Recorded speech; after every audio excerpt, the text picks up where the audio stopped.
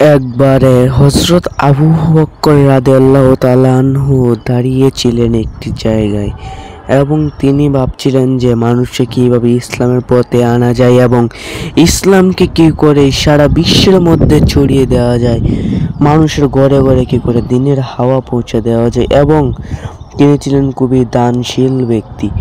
একদিন তিনি বাজারে যাচ্ছিলেন, তখন তিনি দেখতে পেলেন একজন ইয়াহুদি ও একজন মুসলমান ব্যক্তি ঝগড়া করছে।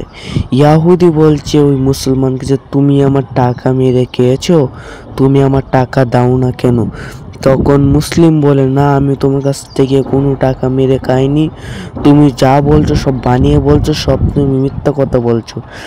তখন হযরত আবু বকর রাদিয়াল্লাহু তাআলা আনহু এই বিষয়টার প্রতি একটু খোঁজ খবর নিলেন এবং তিনি জানতে পারলেন যে ওই মুসলিম ব্যক্তিটি মিথ্যা কথা বলছে। এবং হযরত আবু বকর রাদিয়াল্লাহু তাআলা আনহু মুসলিম ব্যক্তিকে কাছে গেলেন এবং বললেন, তুমি ওর কাছ থেকে টাকা নিয়েছো এবং তুমি মিথ্যা কথা বলছো, যাও ওর টাকা ওকে ফিরিয়ে দিয়ে এসো।